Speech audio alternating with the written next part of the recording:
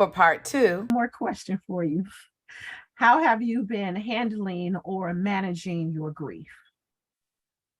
Well, initially, I decided to get some counseling, and Yes. go for our family to go through grief counseling because the kids were just so young, Yeah. um, that I needed them to be able to tell me what they thought. And to be honest, it was probably when they turned about 8 that they were really honest, about how they felt. And it wasn't great. Yeah. I've continued to just continue to go through therapy and myself personally, and just make sure that they had people and role models like family members, the male role models that we have in our lives and Yeah.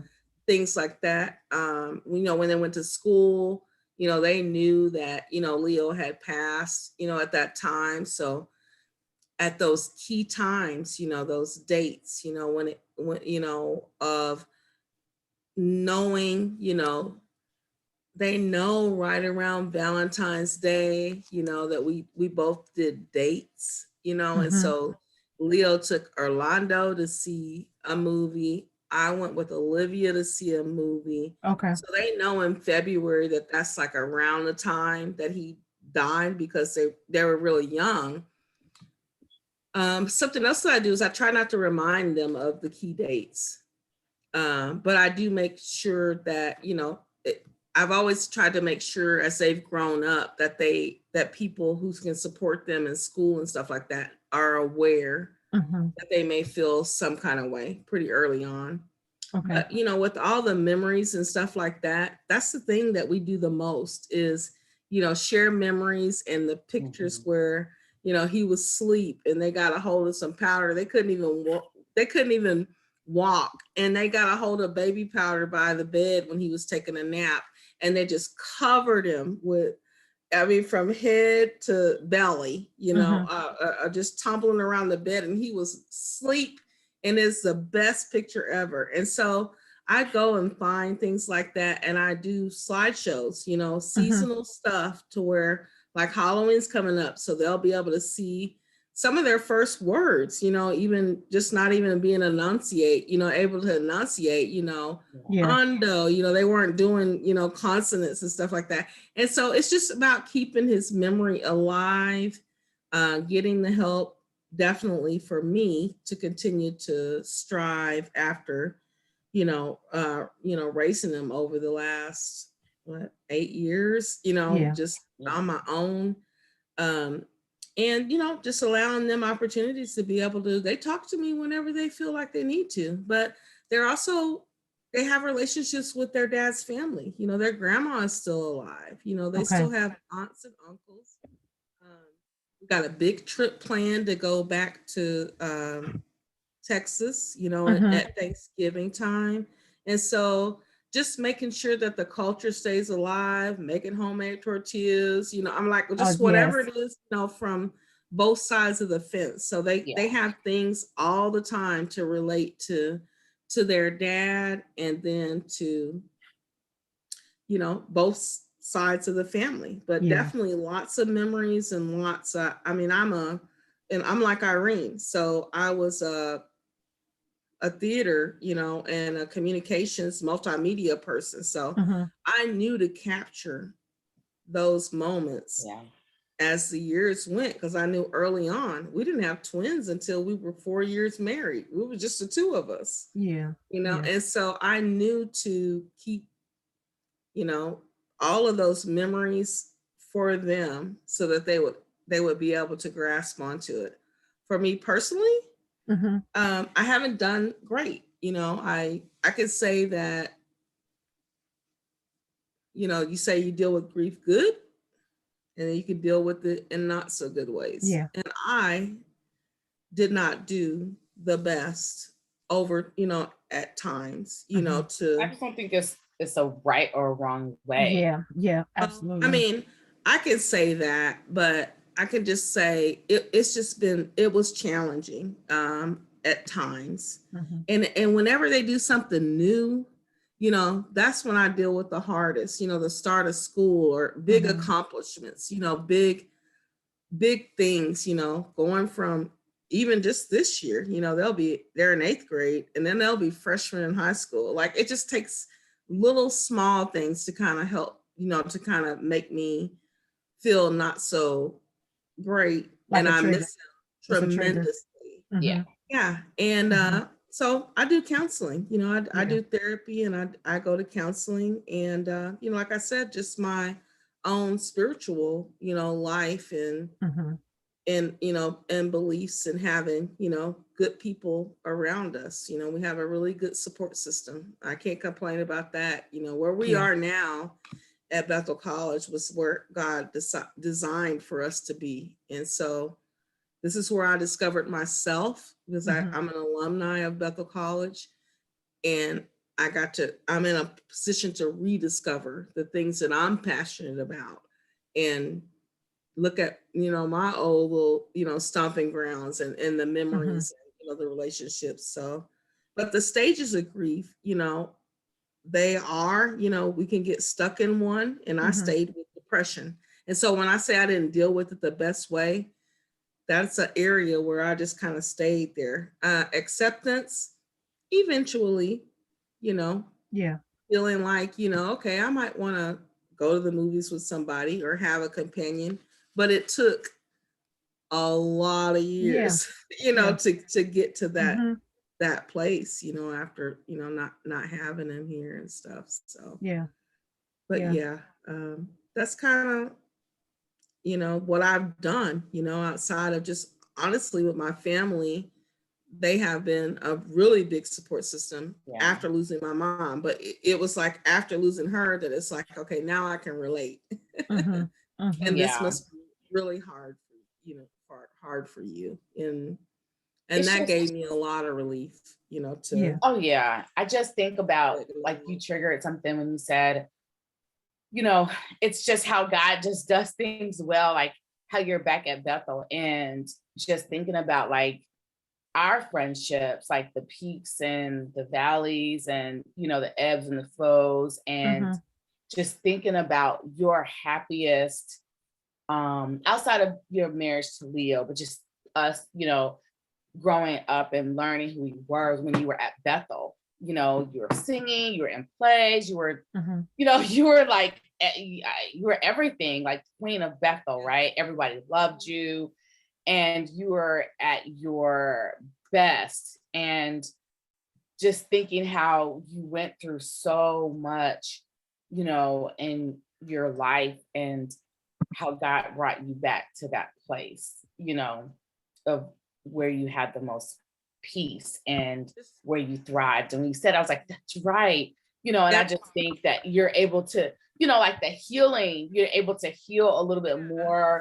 You have, like you said, a good support system. Mhm. And you're starting to be in a good place. And, we haven't said it yet, but our relationship with God has really helped us get through grief, Absolutely. knowing where our loved ones went. Because when Yeah. we have people that die in Christ, the grief is there, but the peace of knowing, like, I'm going to see them again, Yes. and where they are, it doesn't make the grief easier, but it makes it a little bit easier. Yeah. I Yeah. was grieving, I grieved over my grandparents and I grieved over my dad, but they came to me in dreams. My grandfather comes to me periodically and lets me know everything's gonna be okay. Mhm. Or I can have a dream and he's just sitting there. And I'm like, and I know like he's my guardian angel, like he's watching me. So I Mhm. think like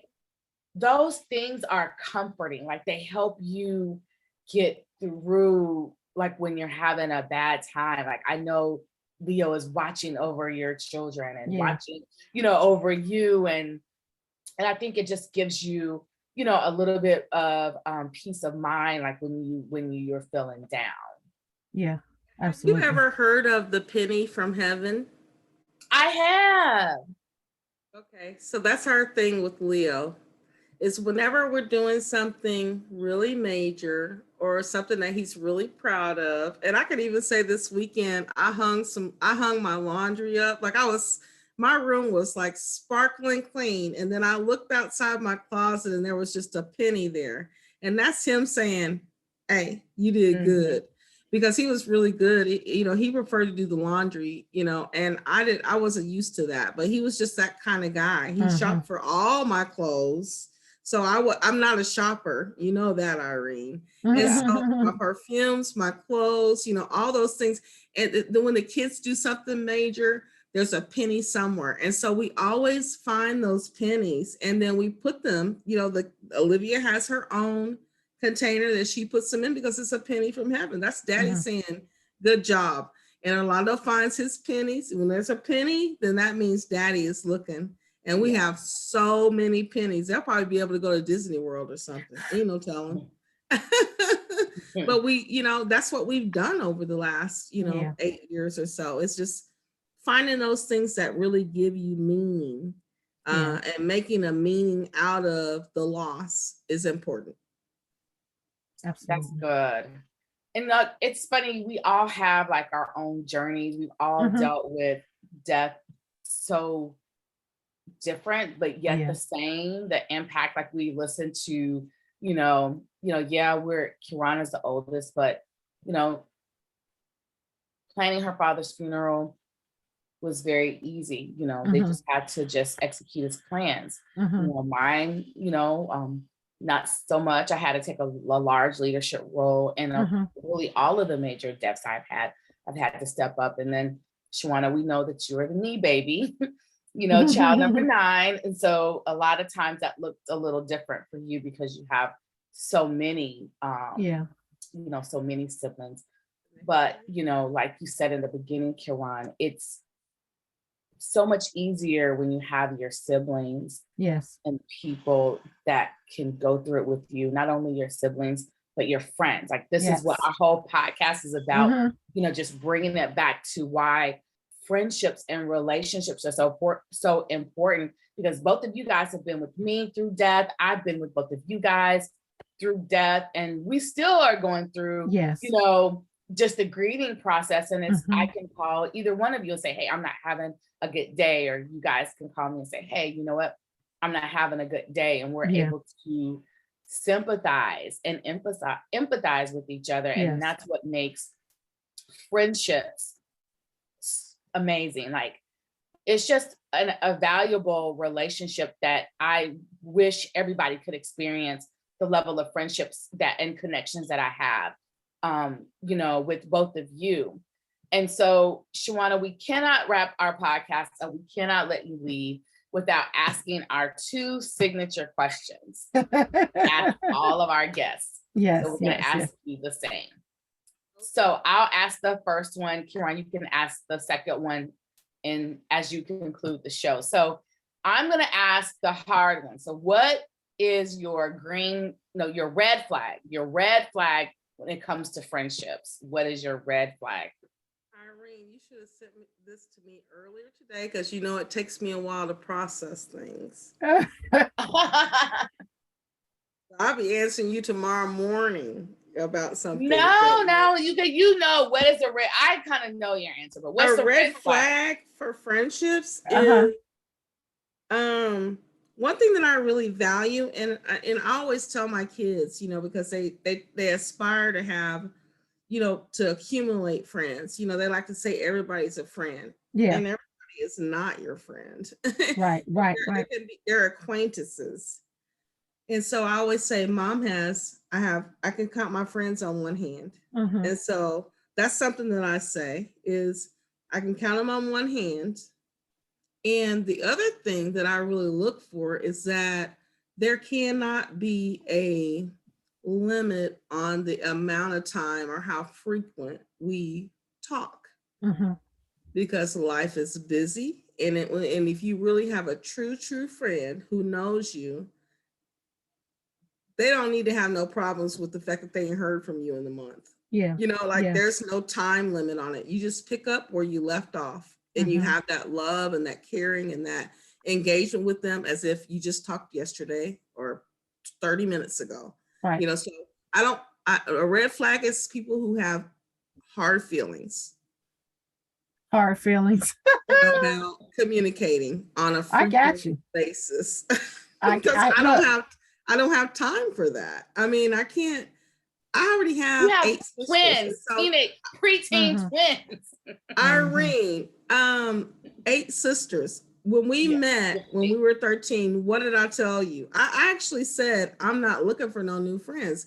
And I always say that because I have 8 sisters. Do you know Yeah, how no. complicated that is? Because I love all of them.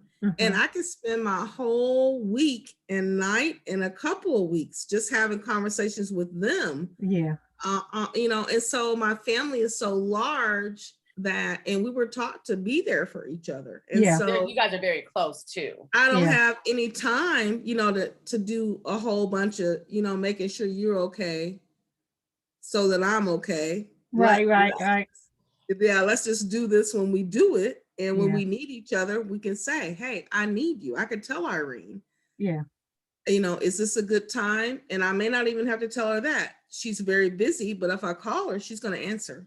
Yeah. Mhm. And if Yeah. she's not going to answer, she will call me back. Right. Right. Right. And I know that. So no time constraints or, you know, frequency is Mhm. one red flag for me personally.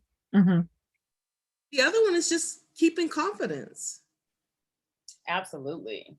You got to tell everybody everything, you Yeah. know, that Yeah. you're sharing. So you got to make sure that they can keep the confidence. Yeah.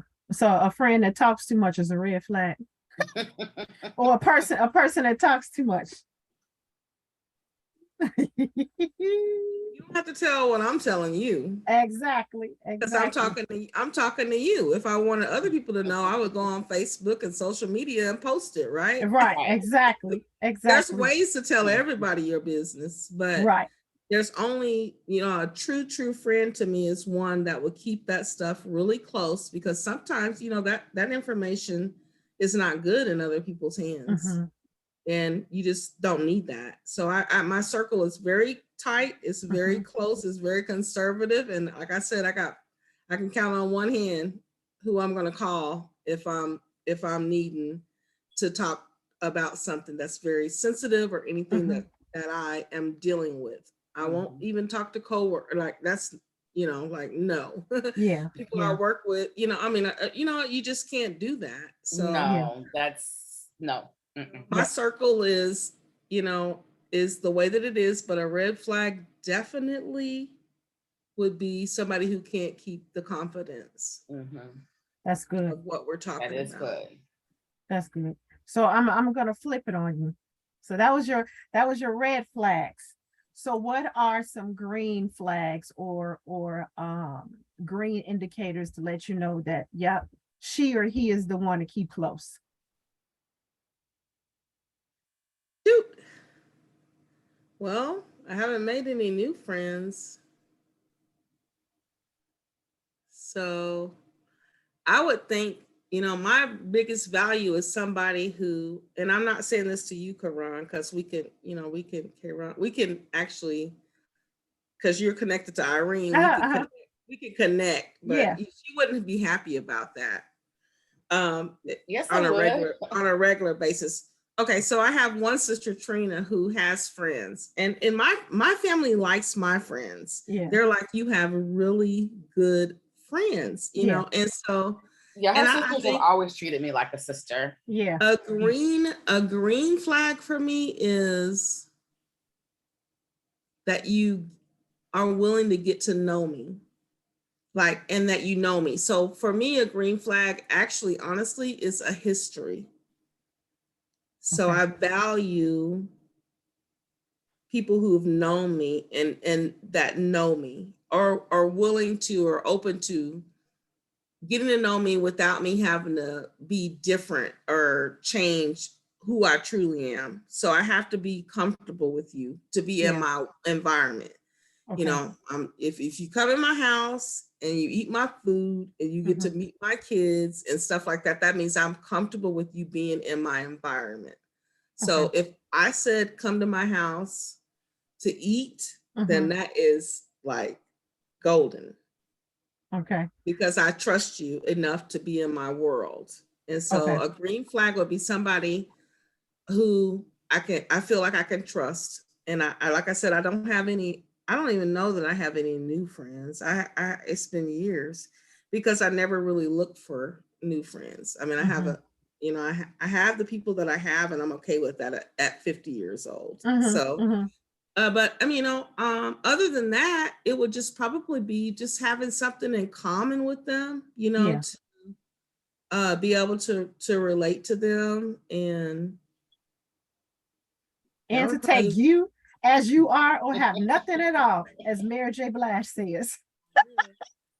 Yeah, I need that, and yeah, I don't run across it very often, but I also don't seek it, and so Yeah.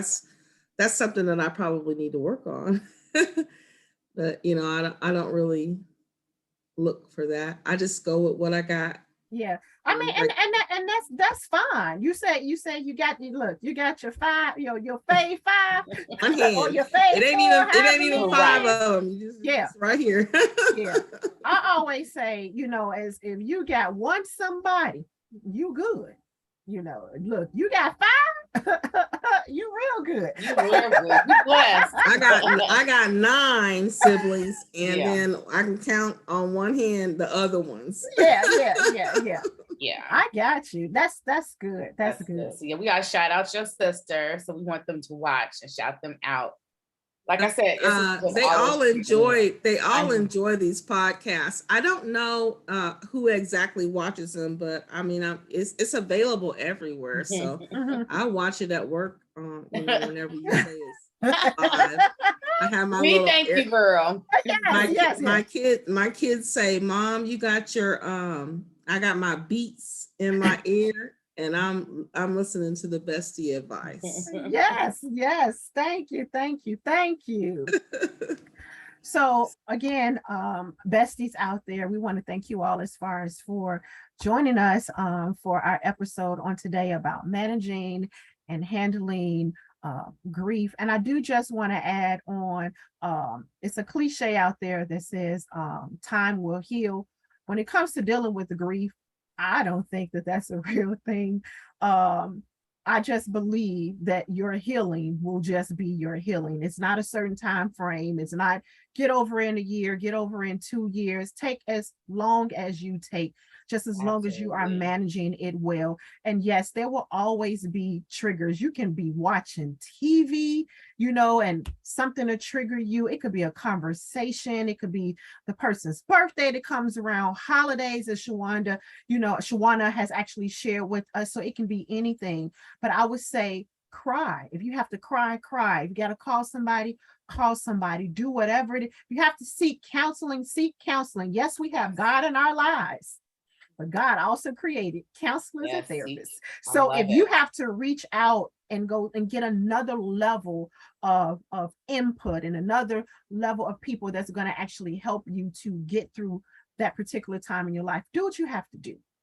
Do what you have to do. Manage it well, and always have someone there with you, whether it's a sibling or a friend or your pastor or your first lady or co-worker, whoever you have connected with that you trust. And as Shawana has said, is going to keep your business, then I would say go ahead and actually reach out to them and have some real conversations. So Shawana, is it anything, that you just want to share as far as or any tips you want to share as far as with our audience? Is it amen, first lady, and a first lady, amen. So you finished it because, I mean, crying is something that I don't do a lot because I don't want the kids to see me do it. But it is so cleansing, and it is so helpful, and it's important, and just taking care of yourself.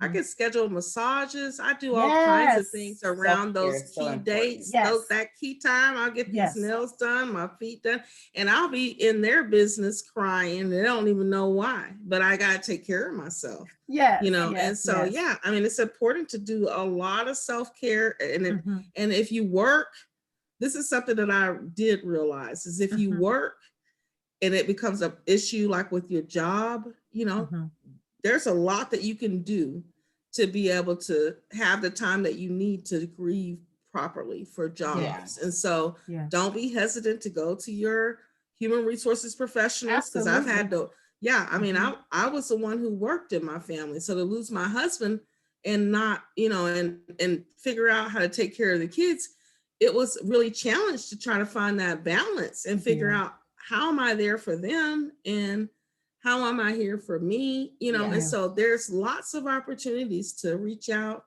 to resources within your workplace. If you're dealing with something like that and you're having difficulty, you know, use your therapy, use your counselor. And there's lots of things that you can do formally to have time that you need if you need that to grieve properly. Absolutely. And to, even if you're dealing with a difficulty or illness like I did, you know, I had a lot of things in place for me to allow me to be able to be there with my husband instead of, you know, instead of having to go to work and know that he was in the hospital and by himself and, you know, just stuff like that, you know. It's just, there's so many levels to it. Reach out, get the resources, and find ways to be able to take care of yourself, because there's a lot out there that will protect you from, you know, losing your job or and things like that. But you have to talk and you have to know your rights and what you're able to do. And that's the only thing I think that I probably made a note of, is that in a workplace, you know, when you grieve in a workplace and you're working, and even if you happen to be a breadwinner, you know, or the person that's working for the family on the behalf of the family, you have rights. You know, you definitely have rights, and there's help out there, you know, for you to do what you need to do. So I think that's probably one of the most challenging things that I probably dealt with Leo. And then everything else was easier because, you know, like you guys shared, my mom had plans, my dad had plans, you know, my aunt had plans. So it was just easier. Yeah. And just being good to the people that you love, you know, while they're here. Absolutely. Absolutely. Flowers. Yes, and time waits for no one. So I'm in agreement with Shawana, you know, Good make stuff. sure that you do what you have to do to spend time with your family, whether you are stopping by to visit them, calling them, texting them, reach out to your family just to tell them that you love them. And I've even gotten into this habit where it's like, even with talking to Irene, we'll be on the phone, and at the end I'm like, love you, girl. So on the phone with my mom, love you, my sister, love you. Like at the end of every conversation, I'm making that, you know, known or whatever, that I love y'all, you know, whatever. If this may be our last time, know that I love you. This guy, my dad would get phone calls because he would be hanging up, you know, from talking to me. And I would call him back and tell him, I said, I love you. And then he would just hang up abruptly. Wonderful Southern gentleman, you know, the best of the best. And I would call him back. And I was the only one out of 10 kids who would challenge him to say, I love you too. And they were like, you're just so spoiled and rotten. And I said, hey, I need him to tell me that. And I need him to say it back to me. And you can't hang up without telling me that. So I was always the one. And, you know, even though he's a more recent loss, I loved him and I loved him well. And he loved me back. And he accepted me for what I needed from him. And even though, you know, it could get rough a little bit because you got to give a lot of respect to, you know, your elders. I still told him what I wanted and what I needed from him as my dad. And I can't say grief is easier, but I have definitely learned as time has went about how to treat people that I love and to tell them that I love them and to do the best that I can, no matter what, you know, every day to the fullest, just live it and enjoy them. And I can't make all those phone calls every day, so we can't be conditional, right? That's the red flag. No, you can't do it. But in that moment, you know, you really value that time with them whenever you get to spend it. And then you kind of go, you know, you just kind of go from there. Yes, absolutely. Absolutely. Well, again, we thank you all for joining us. And we thank our special guest, Shawana Gonzalez, for joining us as well. To each of you, we love you all. We hope that you all have found this episode very informative and you actually have gotten some tips on how to manage your grief as well. Until our next episode, besties, we love you all and we thank you so much for joining us. Bye, Yes. besties. Bye. See you next time. Thanks for joining us today. See you next time.